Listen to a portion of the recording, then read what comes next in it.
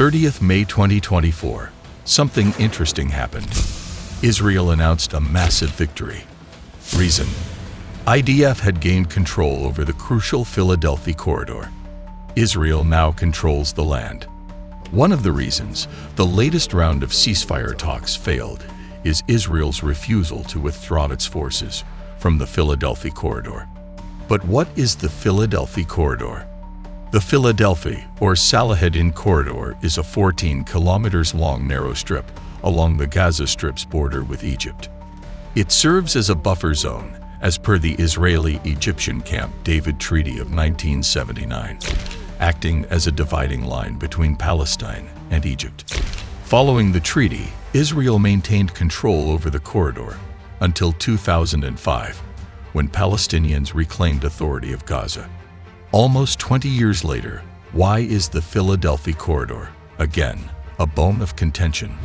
Let's find out. Bodies of 6 hostages who had been alive until last week were just recovered. And this has sparked a huge outcry.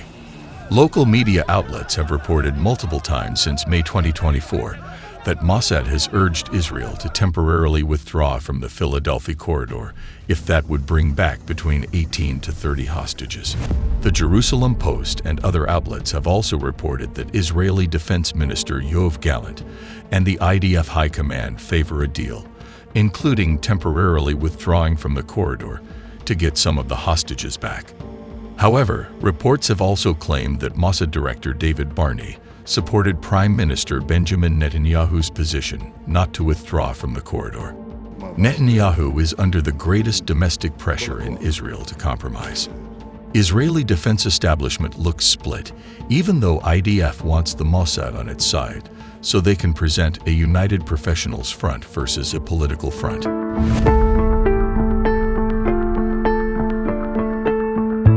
Prime Minister Benjamin Netanyahu reportedly told Defense Minister Yoav Gallant on August 29 that he was prioritizing his stance of maintaining Israeli troops in the Philadelphi Corridor over saving the lives of the remaining hostages in Gaza.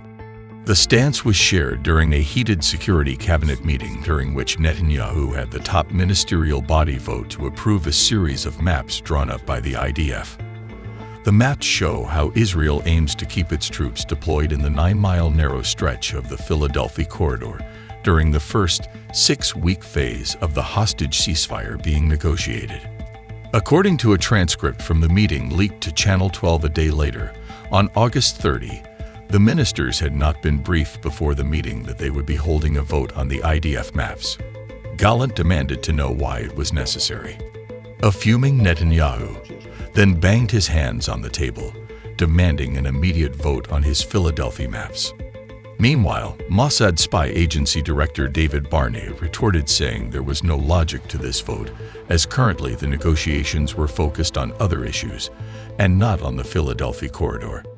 In conclusion, an agitated Gallant told Netanyahu that the Israeli Prime Minister will eventually have to give in to Hamas Chief Yahya Sinwar's demands, no matter what.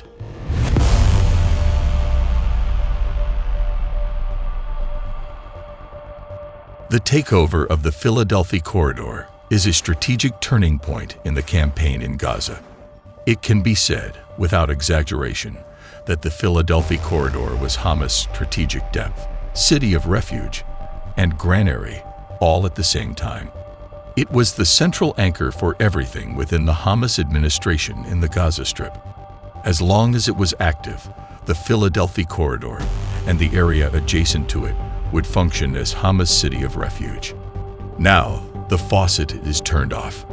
In short, Israel's occupation of the corridor has far-reaching implications for Hamas' survival.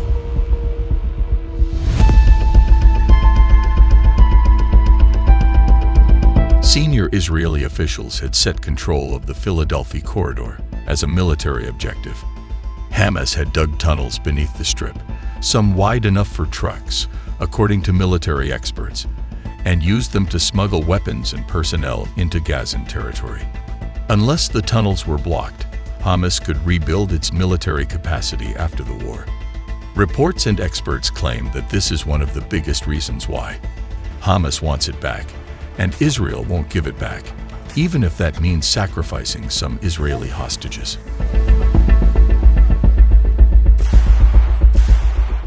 If you like this video, then like, share and subscribe to Mirror Now.